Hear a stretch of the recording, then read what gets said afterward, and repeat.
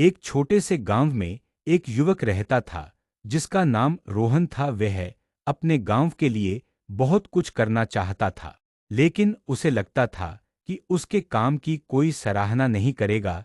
रोहन के मन में कई सवाल थे। क्या उसके काम का कोई महत्व होगा? क्या लोग उसकी बात सुनेंगे?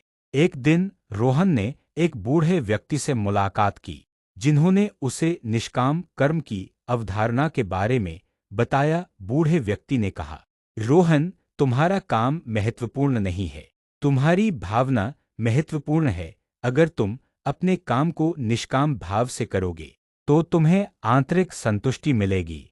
रोहन ने बूढ़े व्यक्ति की बातों पर विचार किया और अपने गांव के लिए काम करने का निर्णय किया। बिना किसी फल की अपेक्षा के उसने गांव के कई काम किए, जैसे कि सड़कें बनाना, स्कूल में बच्चों को पढ़ाना और गरीबों की मदद करना। रोहन ने अपने काम को निष्काम भाव से किया और अपने गांव के लोगों की सेवा करने में संतुष्टि महसूस की। उसने देखा कि उसके काम से गांव के लोगों के जीवन में बदलाव आ रहा है और इससे उसे और भी प्रेरणा मिली।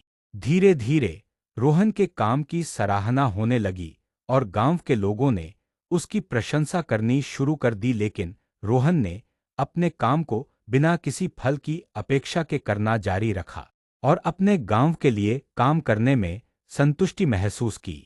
रोहन की कहानी ने गांव के लोगों को प्रेरित किया और उन्होंने भी अपने गांव के लिए काम करना शुरू कर दिया। गांव में बदलाव आने लगा और लोगों के जीवन में सुधार होने लगा।